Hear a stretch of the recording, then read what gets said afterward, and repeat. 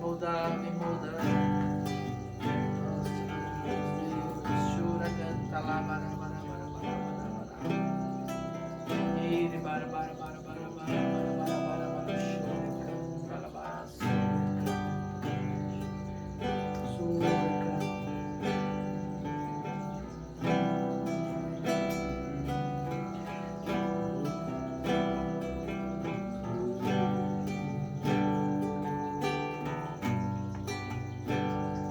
Te adoro, Senhor.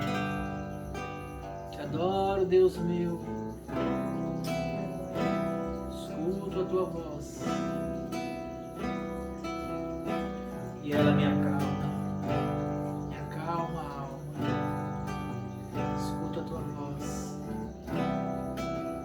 e sigo andando em teus caminhos, só porque eu te amo. Aleluia. Amado da minha alma, desejado do meu coração. Oh, Jesus, lindo Jesus.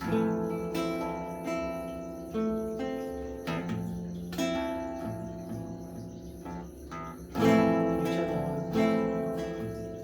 Ora, canta lá, barabachura, canta. Te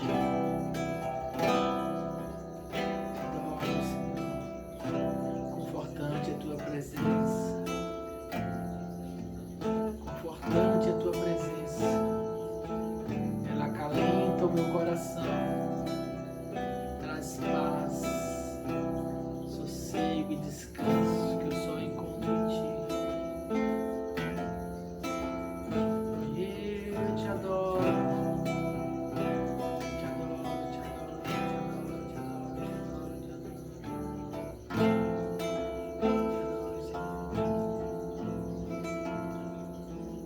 Te adoro, mergulho na tua presença, Senhor.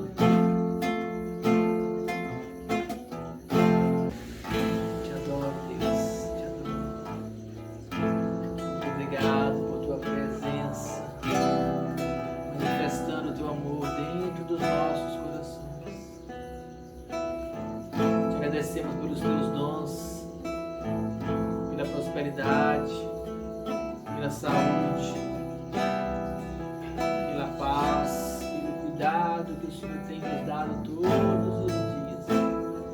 Sim, nós te agradecemos. Nós te agradecemos e te adoramos. Te louvamos, Jesus. Porque o Senhor veio até nós. Teu amor tão grande e nos resgatou, nos adotou como filhos e nos deu de tudo que o Senhor tem e tudo que nós temos para retribuir ao Senhor. Teu amor, um amor tão grande, o qual o Senhor nos amou primeiro. Nós devolvemos Ele para o Senhor com toda a intensidade possível, com toda a força possível. Nós te dizemos, nós te amamos. Eu te amo, Pai. Eu te amo, Pai. Te amo com toda a força do meu ser, de todo o meu coração, de todo o meu entendimento, todo o meu corpo, toda a minha mente, toda a minha alma, todo o meu espírito. Te ama, te adora, eu te amo, Deus, eu te amo, te amo.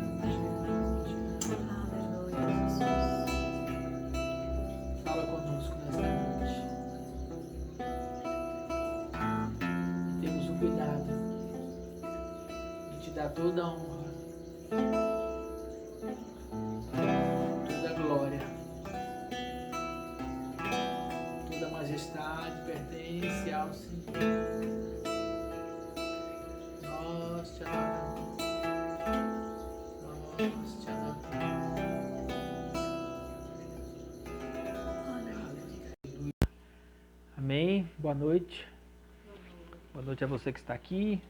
Boa noite a você que está online, a você que tem nos acompanhado nessas reuniões.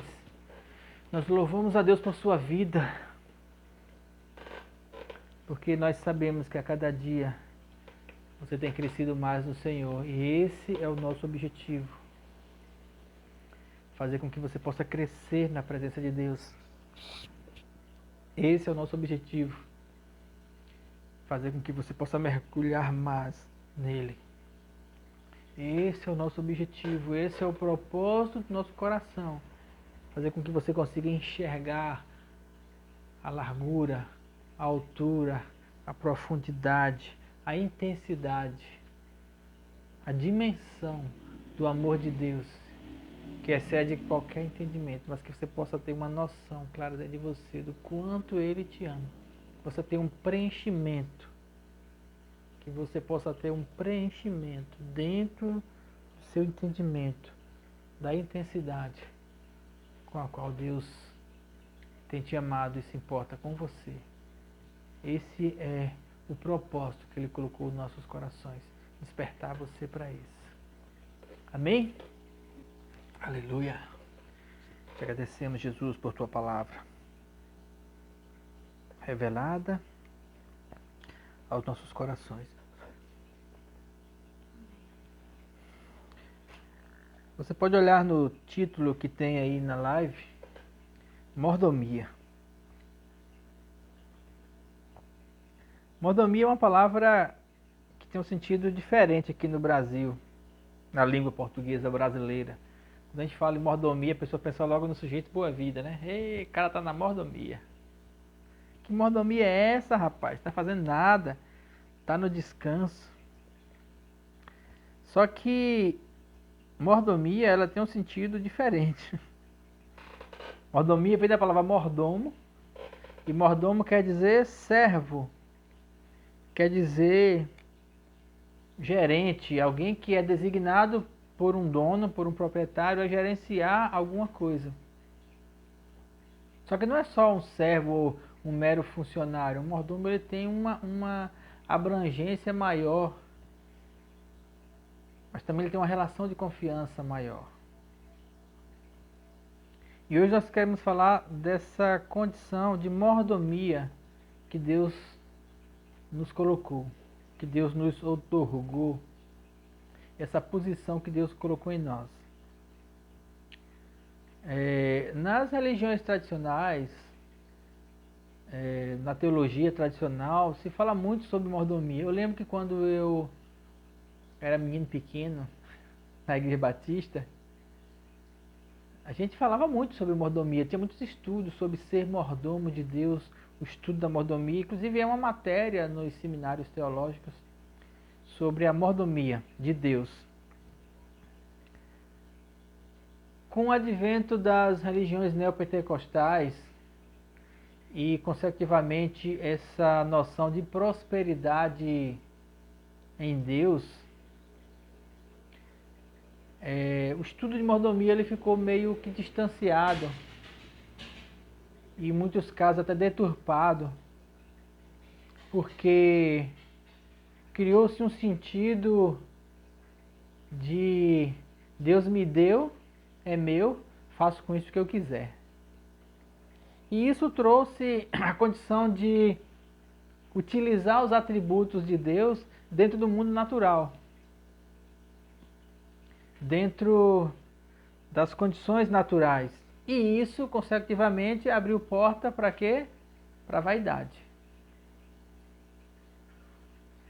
E eu acho estranho hoje,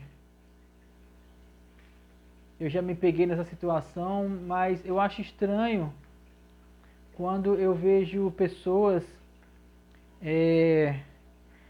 que vão para a presença de Deus, que buscam uma unção de Deus com o intuito de ficarem ricos, quando que o único propósito da riqueza ou é a riqueza em si, só pelo fato de ser rico mesmo, ou então para viver de maneira ostensiva, viver com ostentação, ou seja, busca o poder de Deus para alimentar a própria vaidade. Ah, mas Deus não quer fazer a pessoa prosperar? Prosperar é uma coisa. Ficar rico sem um propósito é outra. Ficar rico só por ficar rico, para manter um patrimônio, para manter um legado, para manter um nome, sem ter um propósito designado por Deus para essa riqueza, que sentido tem? Porque aí nós estaríamos semelhantes ao mundo, que batalham, que correm atrás de riquezas, que correm atrás de muita coisa, muito patrimônio, uma sustentação, correm atrás de uma segurança no dinheiro, correm atrás de uma satisfação emocional no fato de ter riquezas. O mundo é assim, e nesse mundo moderno, extremamente capitalista, isso a gente vê com muita frequência, as pessoas têm trazido isso para a igreja, mas quando nós vamos para a palavra, é aí que entra o confronto. Porque quando se fala em ter riqueza, em ter propósito, em ter dinheiro, a primeira pergunta é: para que você quer isso? Qual o propósito dentro do reino de Deus para isso que Ele está te dando? Eu já fiz parte de muitas igrejas e participei de ministérios que tinham um volume de dinheiro muito grande. E eu ficava muitas vezes tentando entender esse propósito. Por exemplo, eu fiz parte do ministério uma vez em que a sede era muito rica. E os pastores ficavam ostentando seus carros de 100 mil, 200 mil, 400 mil, 500 mil reais. Enquanto existiam pastores que estavam no campo missionário, que não tinha 500 reais para poder pagar o aluguel da casa, que às vezes não tinha 50 reais para comprar comida, que as esposas muitas vezes ficavam lavando o cabelo com sabão de barra porque não tinham shampoo. E aí eu comparei assim: Deus, qual o propósito disso? Porque se Deus colocou tanto na mão de uma pessoa, será que essa pessoa não também teve de Deus a distribuição, o senso do partilhar? Porque, poxa, se você tem um carro de 400 mil reais, se você pegar ele e dividir para um carro de 150 mil reais, que já é um baita carro, e pegar os outros 300 mil reais e distribuir, não vou falar nem com cestas básicas para as pessoas, distribuir com as pessoas que lhe rodeiam.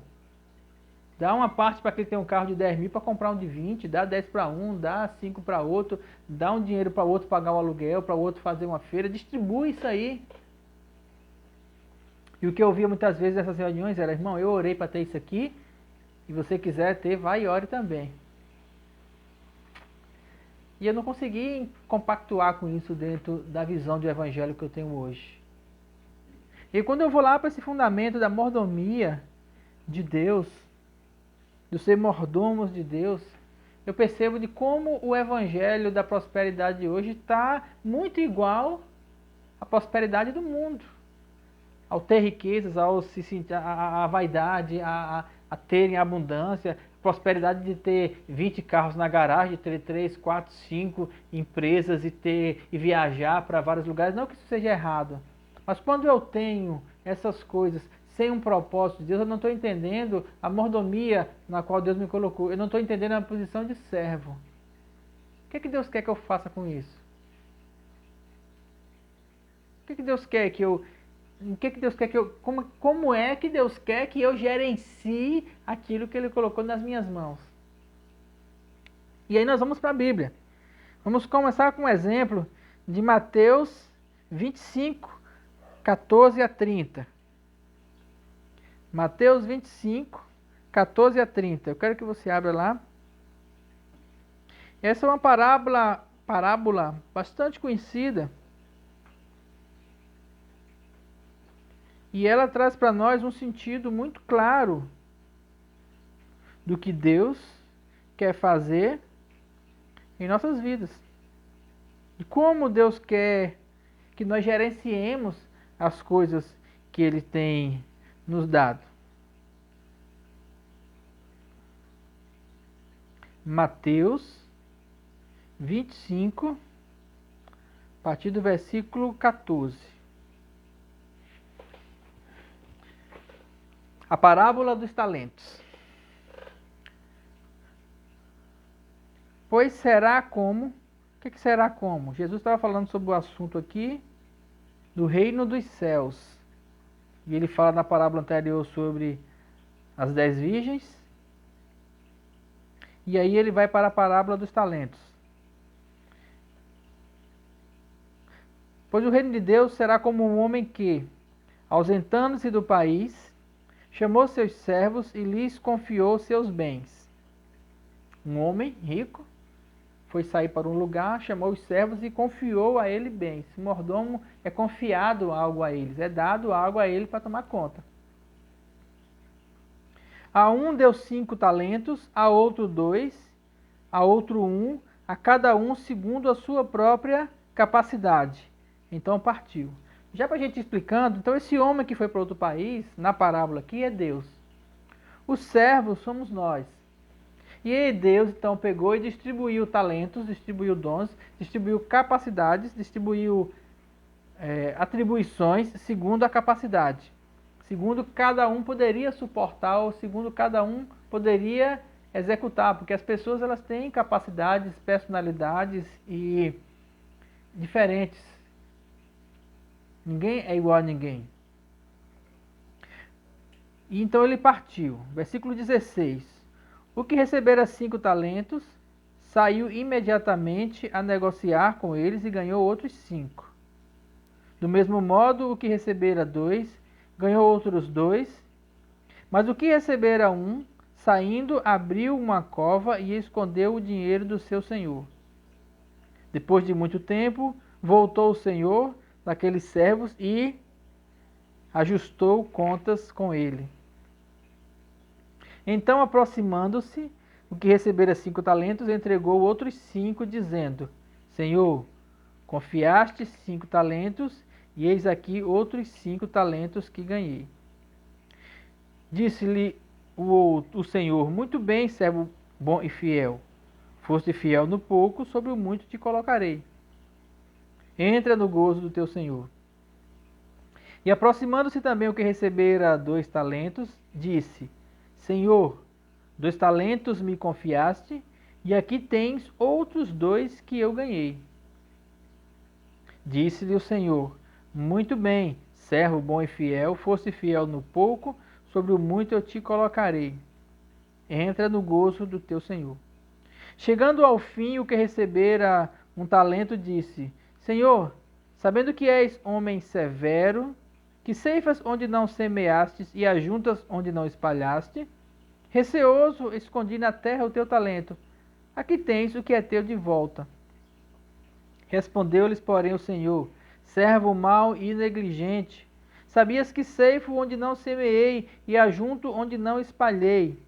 Cumpria, portanto, que entregasse o meu dinheiro aos bancos, e eu voltaria e receberia com juros o que é meu. Tirai-lhe, pois, o talento e dai-lhe ao que tem 10, porque todo o que tem será dado, e terá em abundância. Mas o que não tem, até o que tem lhe será tirado. Servo inútil, lançai-o para fora das trevas, e ali haverá choro e ranger de dentes. Deus ele tem distribuído dons. Ah, pastor, mas eu não tenho um dom ministerial. Ah, pastor, mas eu não tenho nenhum talento para executar na igreja. A visão sempre é essa, né? Você está vivo, não está? Esse é o primeiro dom de Deus que você recebeu, porque a vida veio dele. O que você tem feito com a vida que Deus confiou a você? O que você tem feito com a vida, com as oportunidades da vida que Deus tem lhe dado? Ah, mas Deus não tem me dado oportunidade nenhuma, eu sou pobre, eu tenho uma vida difícil, eu não consigo nem respirar porque eu estou devendo até... Parece que eu estou devendo até o ar que eu respiro. Essa forma de pensar é a forma de pensar no mundo. O que Deus quer de nós quando Ele fala que nos deu talentos? Que nos deu dons? Ele quer que nós demos frutos. Não frutos naturais. Frutos espirituais. E muitas vezes nós nos apegamos a uma instituição religiosa e achamos que dar fruto é produzir alguma coisa na igreja. E quando nós vamos para a Bíblia, que nós vamos ver os frutos espirituais, aí nós vemos amor, paciência, benignidade, bondade. E nós recebemos uma vida de Deus, nós recebemos um coração de Deus, nós recebemos um talento de Deus que é viver, e tudo que Deus quer que nós façamos é reproduzir esse talento amando o próximo, e nós vivemos o dia todo amargurado. Isso é simples de entender. Você não precisa de uma igreja, nem de ninguém, para mandar você amar as pessoas. E isso é produzir um talento, é produzir coisas de Deus. Aí Deus pergunta assim, se era para deixar do jeito que está, eu não tinha dado para você, porque eu dei para você acreditando que você tinha capacidade de produzir mais, ou nem acreditando, eu dei para você enxergando que você tem a capacidade de produzir mais. Porque aquele que ele deu 5 é porque ele sabia que tinha capacidade para produzir outros 5. Aquele que ele deu 2 é porque ele sabia que tinha capacidade de produzir outros 2. Aquele que ele deu 1 é porque ele sabia que ele tinha capacidade de produzir outro 1, mas ele escondeu, ele se acovardou. Ele ficou pensando na própria vida dele. O homem foi para longe, eu vou enterrar aqui, quando ele voltar eu devolvo, ponto. E aí Deus pergunta, mas era só para isso? Era só para você viver a sua vida normalmente, nascer, crescer, reproduzir e morrer? Eu coloquei um amor no seu coração, eu coloquei a graça dentro de você, eu coloquei o perdão dentro de você, eu coloquei a palavra de vida dentro de você, eu coloquei o Espírito Santo dentro de você para nada?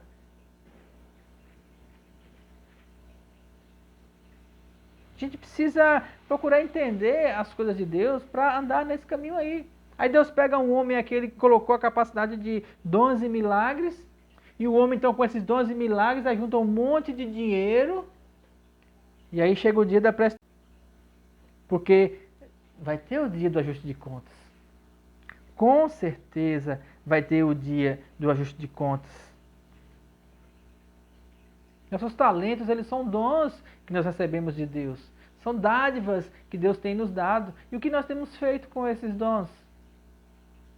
O Espírito Santo dentro de nós é uma dádiva, é uma graça, é algo dentro de nós espiritual para produzir frutos espirituais. E nós estamos querendo usar algo que é espiritual só para satisfação de coisas naturais.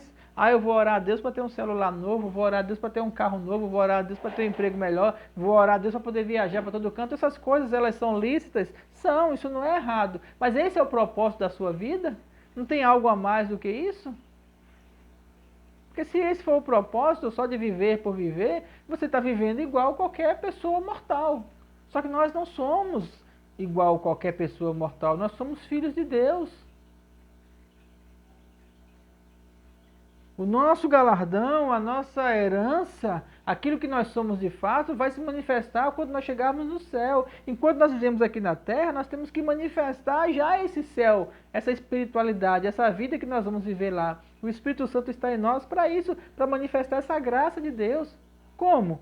Com amor, perdão, bondade, salvação, palavras de vida, levando cura, levando libertação, levando vista aos que estão cegos, libertação aos cativos, tirando as cadeias, quebrando as cadeias daqueles que estão presos pelo diabo, soltando as amarras do inferno da vida das pessoas.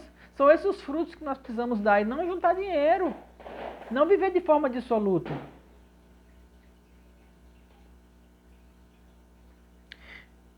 O maior erro da teologia da prosperidade moderna é não achar que vai dar conta, ou não achar que vai prestar conta. Todos nós vamos prestar conta das oportunidades que nós tivemos de servir as pessoas e nós não servimos. E aí eu falo muitas vezes de pessoas que tinham milhões e achava que dar 10 reais para alguém de ajuda no semáforo já fez uma boa coisa. E tem aquele que só tinha os 10 reais e deu para outra pessoa na rua, porque no coração dele sentiu o desejo de ajudar, tirar do que era dele. Então dividiu, irmão, eu tenho 10, é 5 meu e 5 seu. Quando chegar diante de Deus, como é que você acha que Deus vai julgar? É pelo valor? É pela disponibilidade do coração. Ser mordomo de Deus significa você estar com disponibilidade no coração para gerenciar aquilo que é de Deus segundo a vontade de Deus. Gerenciar os dons e os talentos, a prosperidade, aquilo que Deus coloca no seu coração, para que os outros sejam abençoados.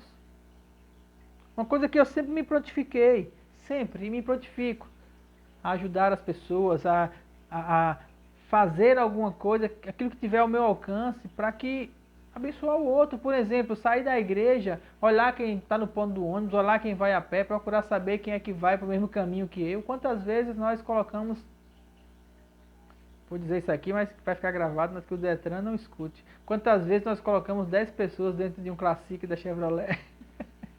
Não é verdade, amor? Os filhos ali apertadinhos,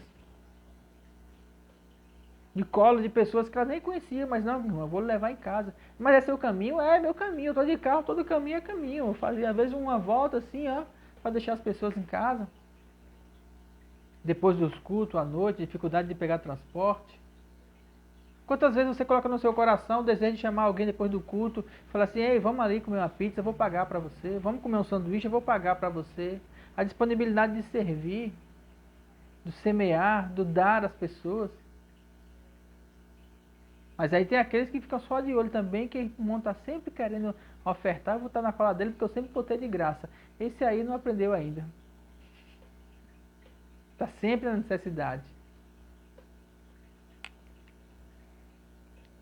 Abra sua Bíblia em Lucas 12. 12, 42. Lá também Jesus fala sobre esse tipo de mordomia. Mordomia. Uma palavra que no Brasil significa descansar, tá de boa. O cara que está acima dos outros, o cara que está tranquilão, que não precisa se preocupar com nada, tá só na mordomia. Só que mordomia significa serviço. Mordomia significa executar alguma coisa para outro, ser gerente, servir. Mordomia significa que você está servindo a alguém. Em Lucas 12, 42,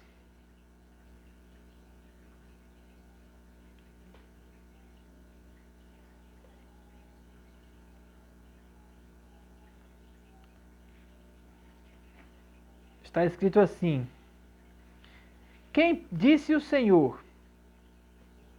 Primeiro Pedro perguntou, 41, Senhor, essa parábola que o Senhor preferiu era para nós ou para os outros? Porque às vezes tinha parábolas que Jesus falava para aqueles que estavam perto dele, que estavam prestes a ter um entendimento, e às vezes era parábolas para aqueles que não tinham entendimento, para que fosse explicado. Por quê? Porque até o conhecimento que nós temos, que nós recebemos de Deus, ele é dado segundo o nível de entendimento que nós estamos. Uns recebem 5 entendimentos, outros recebem 2, outros recebem 1. Recebemos níveis de entendimento diferentes. Eu tenho entendimento daquilo que eu tenho recebido de revelação do Espírito Santo na minha vida. E isso me preocupa. Sabe por quê? Versículo 42. Quem é, pois, o mordomo fiel e prudente, a quem o Senhor confiará os seus conservos para dar-lhes o sustento a seu tempo? Bem-aventurado aquele servo a quem o Senhor, quando vier, achar fazendo assim. Verdadeiramente vos digo que confiará todos os seus bens. Uma característica essencial de ser o mordomo de Deus é fidelidade. Quem é o servo que quando o Senhor voltar vai encontrar ele ainda fiel? É um ditado no Brasil que diz que quando os gatos saem, o rato faz a festa, né? Isso acontece muito em locais de trabalho, principalmente em locais em que o dono está lá dentro, quando o dono sai. Antigamente, né? Hoje em dia tudo tem câmera. Antigamente eu já trabalhei em lugares quando os donos saíam, tinha funcionário que fazia um bocado de coisa, depois desfazia, ou tirava a camisa, botava as pernas para lá, ia agir como se fosse um desordeiro, porque o dono não estava olhando. fazia bagunça. Por quê? Porque o dono não estava olhando. Isso é uma característica de uma pessoa infiel. Porque a fidelidade ela não se demonstra quando o dono está presente, ela se demonstra quando o dono está ausente. Fidelidade é uma característica da pessoa, é intrínseco ao indivíduo. Faz parte da personalidade de quem tem ou não tem. E aí a pergunta que ele faz aqui é: quem é o mordomo que quando o Senhor voltar vai encontrar ele fiel? Verdadeiramente vos digo que a esse ele confiará todos os bens. As pessoas que são fiéis a Deus, que têm essa fidelidade a Deus no coração, no sentido de servir a Deus, Deus vai confiar os bens espirituais. Muitas pessoas hoje confundem os bens naturais, os bens, a prosperidade física, monetária, o ter riquezas, como sendo algo de Deus. Tem muitas pessoas aí que têm muito dinheiro e que não são prósperos, porque vivem atormentados com o dinheiro que têm, com medo de perder, porque eles acham que é dele. Se ele acha que é dele, é porque não é de Deus. Se ele acha que é dele e não é de Deus, então ele não é um mordomo. Ele está como qualquer pessoa no mundo, um avarento qualquer. Preste atenção no teu coração, se você não está apegado demais àquilo que você tem. Se você não aprender a dar para Deus, ou se você não aprender que isso que você tem foi Deus que lhe deu, para que você gerencie segundo a vontade e a direção dele, se você não compreendeu isso, você precisa rever a sua comunhão com Deus e escutar mais do seu Senhor. Porque aquilo que Ele coloca nas nossas vidas não é nosso. Até porque se nós somos servos, é porque um dia nós levantamos a nossa mão e declaramos assim: eu te entrego o meu corpo, a minha alma e o meu espírito, eu sou teu. Se eu sou teu, então tudo que eu tenho é dele. Não é 10% que eu vou dar para Deus e o resto eu gasto. A minha vida é dele. Na graça não tem lei de 10%. Na graça não tem dízimo. Na graça é túdimo. Não sei nem se tem essa palavra. Tudo que nós temos, toda a nossa vida, é dele. Todas as coisas que ele coloca em nós, ao nosso redor, de um carro, a uma roupa, a um celular, a um trabalho, ao dinheiro, tudo que ele coloca em nossa vida é dele para que a gente gerencie segundo a direção dele. Então quando ele traz alguém para perto de nós, é para nós servirmos ao próximo. Por quê? Porque ele trouxe aquela pessoa para que nós, com aquilo que nós recebemos dele, possamos manifestar a graça de Deus àquela pessoa. Possamos manifestar o amor de Deus, a dádiva de Deus àquela pessoa. Se nós não fazemos isso, é porque nós estamos retendo. E se nós estamos retendo para nós estamos roubando daquele que é o nosso Senhor. Por quê? Porque Ele nos deu algo para nós manifestarmos o amor dele e a graça, e nós não estamos fazendo isso, estamos escondendo o talento.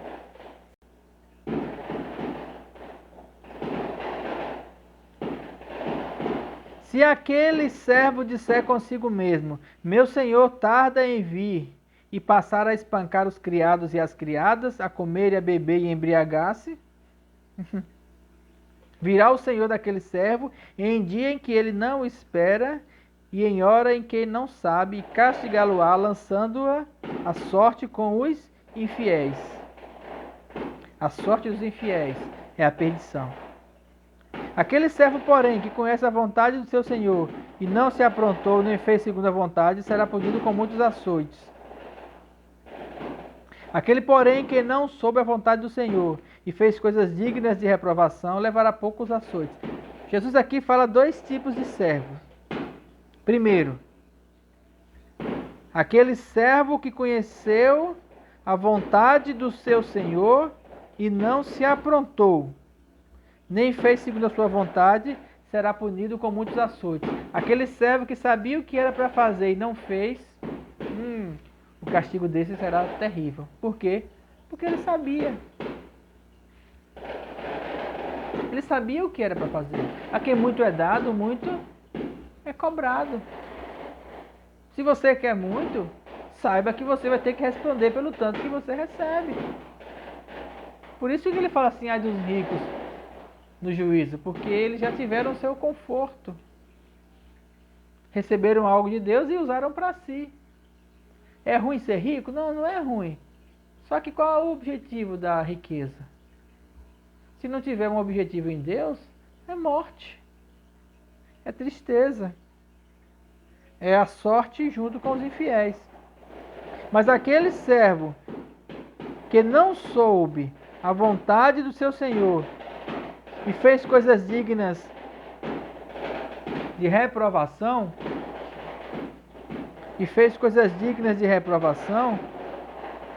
levará poucos açoites. Aquele que não sabia o que era para fazer, mas não teve o senso de fazer o que é certo, porque existe um senso em nós de fazer o que é certo. Todo mundo tem essa noção do que é certo. As oportunidades nos são dadas durante a vida. Aquele, porém, que não sabia exatamente qual era a vontade do Senhor, mas fez coisas dignas de reprovação, esse levará poucos açoites, porque ele fez coisas que sabia que era digna de reprovação, apesar de não saber qual era a vontade do seu Senhor. Mas aquele a quem muito foi dado, muito lhe será exigido. E aquele a quem muito se confia, muito mais lhe pedirão. As pessoas hoje pedem muitas coisas a Deus e se esquecem de que serão cobrados por aquilo que têm recebido.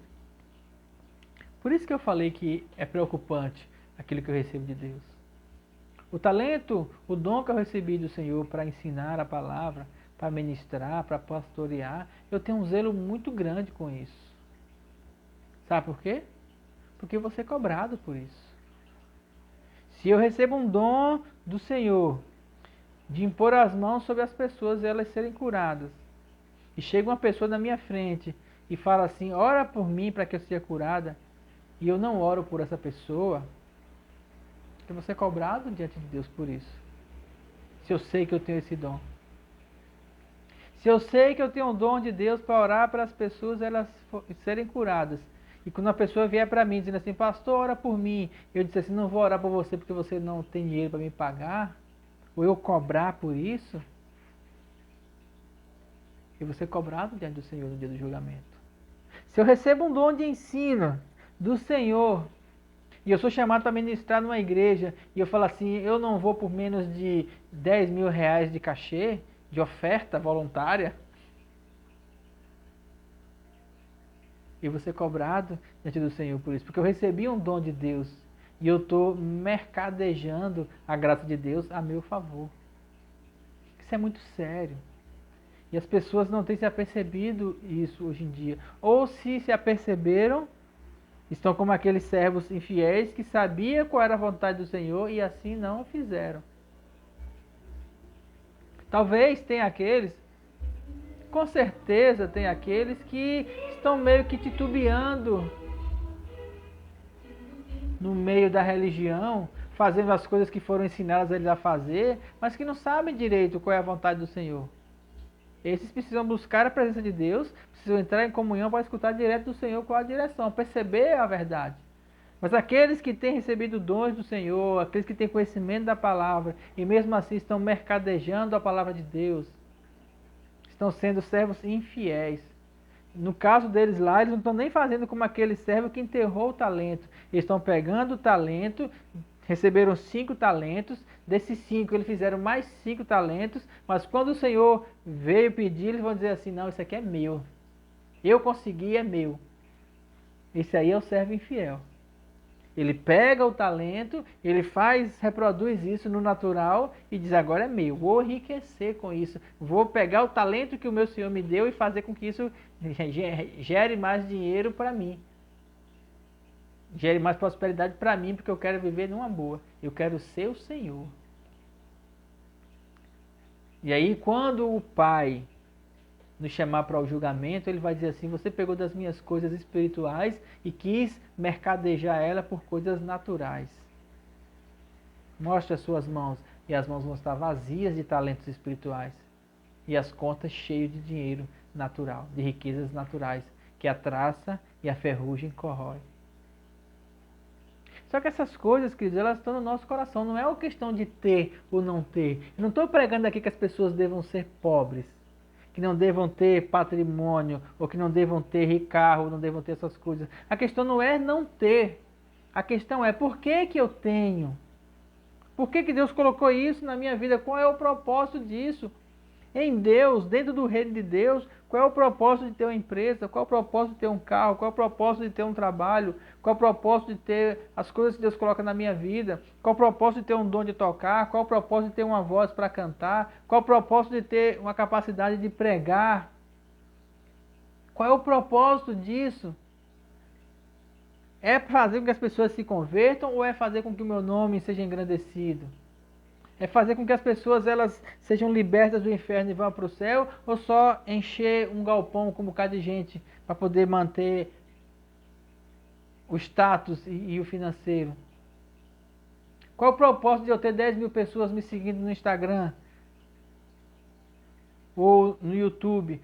Qual é o propósito disso? Eu entendo o propósito para a minha vida. Eu entendo que eu fui chamado para falar a verdade de Deus. E eu estou fazendo isso.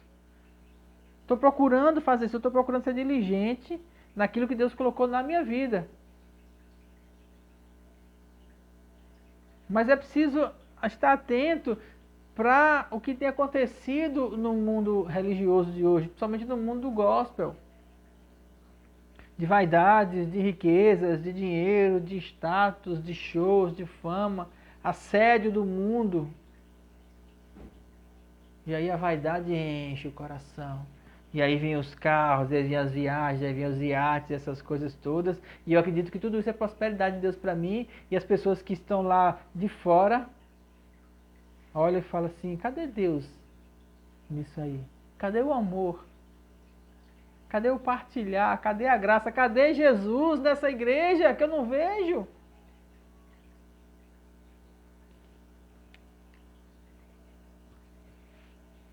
Primeira Coríntios 4.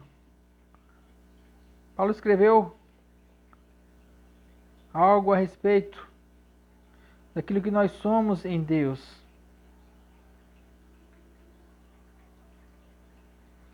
1 Coríntios 4, versículo 1. Ele escreveu assim: importa, pois, que os homens nos considerem como ministros de Cristo e dispenseiros dos mistérios de Deus. Ora, além disso, tudo o que se requer de um dispenseiro é que ele seja encontrado fiel. O que Paulo está dizendo aqui? Ele está dizendo assim, o que importa é que os homens me vejam como dispenseiro da graça de Deus. O que é um dispenseiro? Dispenseiro é aquele que dispensa, é aquele que dá. O que importa é que as pessoas vejam em mim alguém que recebe um talento e distribua. O que importa é que as pessoas vejam em mim o fluir da graça de Deus. O que importa é que eu seja dispenseiro dos mistérios de Deus. O que importa é que as pessoas vejam Jesus em mim, não que vejam a mim. Porque quando as pessoas veem Jesus em mim é porque eu estou conseguindo dispensar Jesus. Eu estou conseguindo distribuir Jesus. Eu estou conseguindo fluir. Eu estou conseguindo mostrar Jesus para você. Se não tiver isso, se você não conseguir ver Jesus em mim, ou é porque eu não tenho, ou porque eu estou retendo.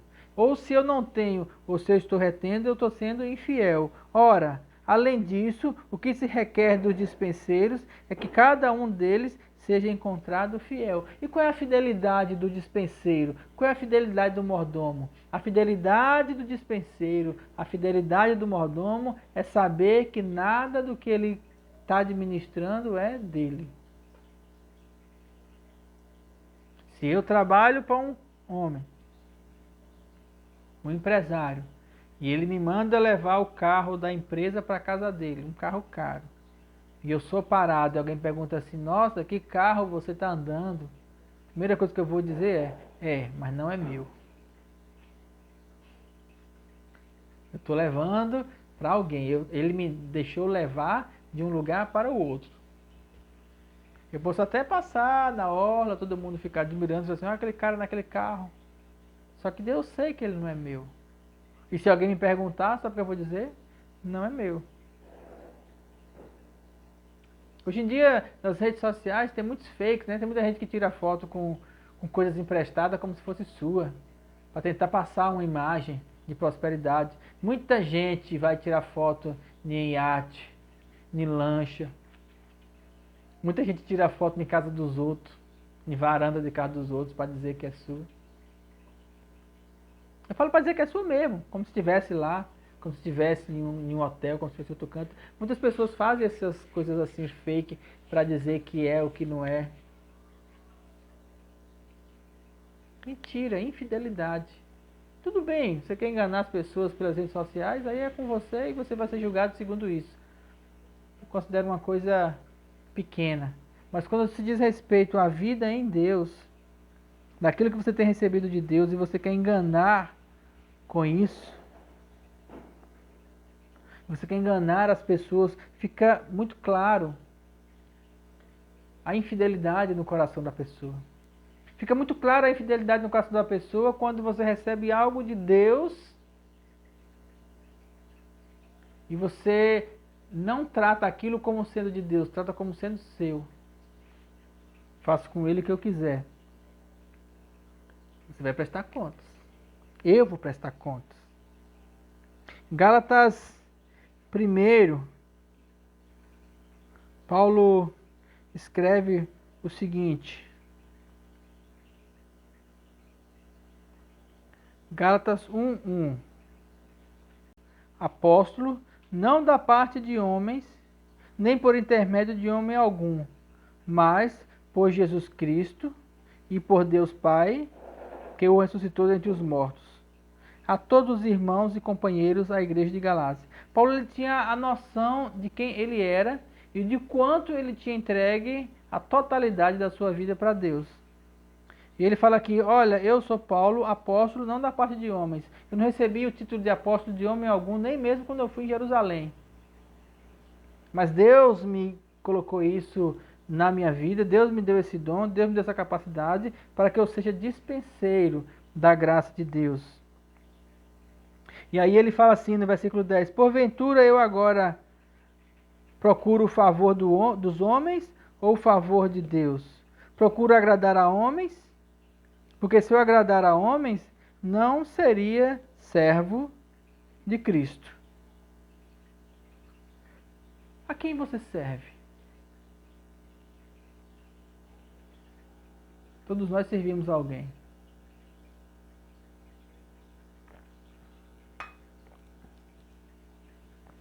Eu vou colocar aqui 3 opções para você de servir.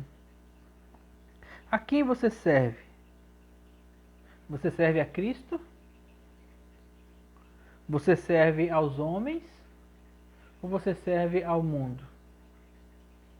Porque se você serve a Cristo, se a sua vida é dele, tudo que tem seu aí, você pode olhar para o lado, pode olhar para os seus pés, pode olhar para a sua roupa, pode olhar para o telhado. Tudo que você possui não é seu, é dele. Você tem que ter essa consciência para que você entenda também, se tudo é dele, eu preciso fazer com que as coisas dele sejam usadas para riqueza dele, para engrandecimento dele, para desenvolvimento daquilo que é dele. Se eu sirvo a um rei, se tudo que eu tenho foi esse rei que me deu, todas as coisas que eu tenho têm que ser utilizadas para o desenvolvimento desse reino que pertence a esse rei. E isso é o pensamento de quem é servo de Cristo. Você é servo dos homens? E quando eu falo homens, eu falo tanto homens em volta como você mesmo, quer ser servo dos homens. Paulo aqui ele fala assim, se eu fosse servo de homens, se eu tivesse aqui para poder responder aos homens que questionam sobre o meu apostolado, se eu tivesse que dar alguma desculpa para eles, se eles tivessem me dado esse apostolado, eu podia muito bem chegar para eles e prestar contas. A gente tem que prestar contas para quem nos dá as coisas, de quem nós somos servos. Então muitas pessoas hoje, principalmente as igrejas, elas estão muito subordinadas a homens. A igreja cristã, durante muitos séculos, ela foi subordinada ao governo. E se instaurou no mundo um período que é chamado na história de Idade das Trevas. Período das Trevas. A era medieval. Foi um período onde as pessoas sofriam, onde havia uma disparidade muito grande entre nobres e plebeus. E a igreja estava ali, a igreja se vendeu para o Estado, se vendeu para o reinado do homem. Ela não quis exercer o reinado de Cristo. A não ser aqueles que viviam escondidos e pregavam o reino de Deus, movidos pelo Espírito Santo. Muitos deles foram mortos. Não se venderam aos homens, porque eles não estavam preocupados com que os homens sustentassem ele. Hoje nós vemos muitas igrejas que estão preocupadas em apoiar política, para que a política melhore a situação dela aqui, seja financeira, seja jurídica, seja lá o que for. Eu não me preocupo com situação de igreja dependente de Estado, porque o reino de Deus, a igreja espiritual, o corpo de Cristo, as portas do inferno não prevalecerão contra essa, nunca prevaleceram. E nós não precisamos de apoio, seja lá de quem for, para pregar a palavra de Deus, para dar frutos de Deus. Os próprios dons que nós recebemos de Deus, eles são suficientes para gerar frutos em Deus. A fé que nós recebemos de Deus, que também é um talento, é o suficiente para nós gerarmos vida em Deus. A vida de Deus gera vida. Não precisa você estar dependendo de político, dessas coisas, de empresário. Não precisa estar dependendo de ninguém. Porque quando Deus manda fazer uma coisa, Ele é Deus suficiente para poder sustentar pela palavra dele o que Ele mandou fazer.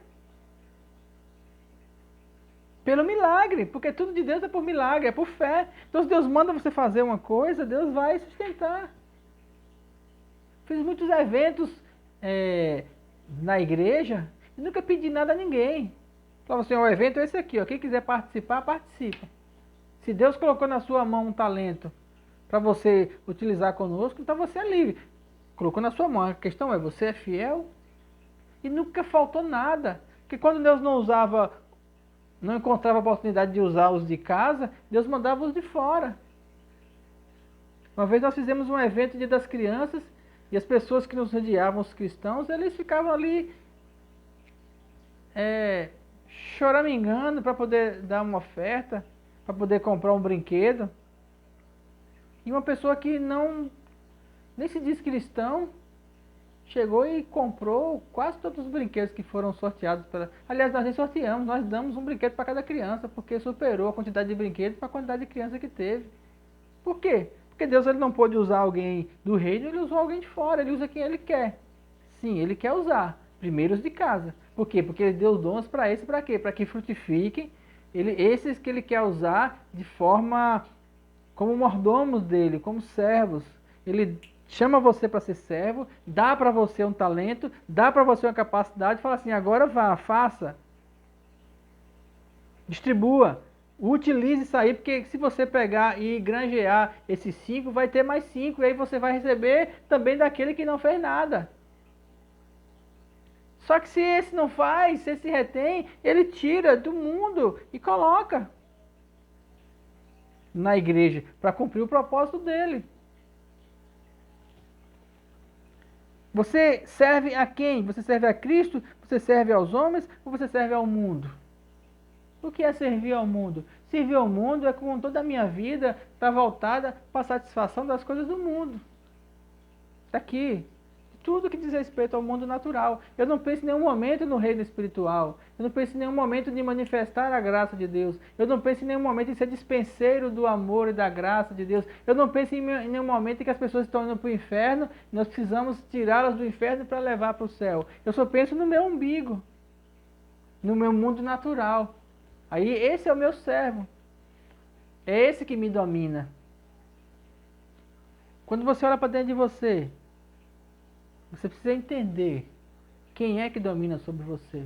Se não for Cristo, a palavra dele e a direção dele, segundo aquilo que ele quer, se no seu coração não tiver essa disponibilidade de fazer aquilo que Jesus quer que você faça, você precisa rever o pensamento como cristão. Se você é cristão. Se você não for cristão, eu aconselho que seja. Não no sentido de religioso, mas cristão no sentido de aceitar Jesus, de entregar para Ele a sua vida, para que tudo seu seja dele, e você então se torne um mordomo dele. Para que você se torne então alguém que vai gerenciar as coisas que Ele tem para você. E eu digo a você, Ele paga bem, viu? Para finalizar, abra sua Bíblia em Apocalipse. Vamos finalizar com esse versículo. Apocalipse 11. Naquele dia, no grande dia, que será o último dia, e quando não haverá mais dias depois dali, onde tudo vai ser revelado, onde o Espírito vai falar aos nossos corações. Será o dia em que nós seremos julgados, onde Ele vai chegar para nós e dizer assim: o talento que eu te dei, o que você fez com ele? Apocalipse, capítulo 11, versículo 15, diz assim: o sétimo anjo tocou a trombeta e houve no céu grandes vozes dizendo: o reino do mundo se tornou de nosso Senhor e do seu Cristo, e ele reinará pelos séculos dos séculos. E os 24 anciãos que se encontram sentados no seu trono, diante de Deus, prostraram-se sobre o rosto e adoraram a Deus, dizendo: graças te damos, Senhor Deus Todo-Poderoso, que és, que eras, porque assumistes o teu grande poder e passastes a reinar. Na verdade, as nações se enfureceram.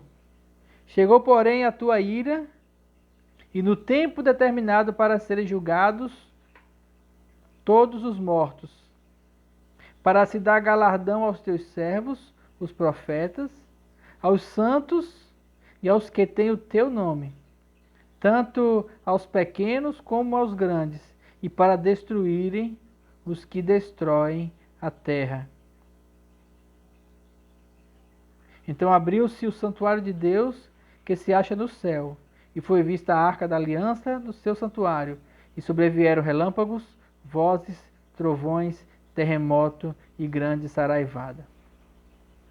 Eu quero me atentar aqui para o versículo 18. Porém, a tua ira e o tempo determinado para serem julgados os mortos, para se dar galardão aos teus servos, os profetas, aos santos e aos que temem o teu nome, tanto aos pequenos como aos grandes, e para destruires os que destroem a terra. Nesse dia, no grande dia, em que nós vamos nos apresentar diante do Senhor, é o dia lá da parábola dos talentos, em que o Senhor vai voltar e vai dizer assim: o que você fez com o talento que eu te dei? O que você fez com o dom que eu te dei? O que você fez com a prosperidade que eu coloquei na sua vida? O que você fez com o dom que eu dei para você? Mostre-me as suas mãos, mostre-me o seu talento, mostre-me o que você fez. Mostre que tanto que você granjeou, que tanto que você conseguiu de retorno espiritual. Mostra para mim o que você trouxe de volta com aquilo que eu dei para você. E aí serão julgados grandes e pequenos, cada um segundo a sua capacidade. Serão julgados os mortos. Serão julgados aqueles que destroem a terra. Sim, aqueles que têm feito coisas que têm destruído, colocado o planeta mesmo numa condição de destruição. Tudo isso vai ser julgado, todas as coisas. E eu creio nesse julgamento. Eu creio que Deus é justo. E a justiça de Deus, ela não se apresenta só dentro da visão humana. A justiça de Deus é numa visão espiritual, numa visão celestial, numa visão eterna. Ele vai pegar cada um e vai olhar para dentro do coração e vai dizer assim: olha, você foi isso aqui na terra, eu dei essa condição a você para você fazer isso. E aí, o que é que você conseguiu fazer? Quando eu penso nisso, que eu vou chegar diante de Deus, Ele vai dizer assim para mim: olha, eu te dei aquela palavra, o que é que você fez com ela? Olha, eu te dei aquele dom, o que é que você fez com ele? Olha, eu te dei aquela unção, o que é que você fez com ela? É isso que está no meu coração. é essa condição de entender o que é que eu tenho feito com aquilo que Ele tem me dado. Porque nada do que eu tenho é meu, eu sou mordomo de Deus.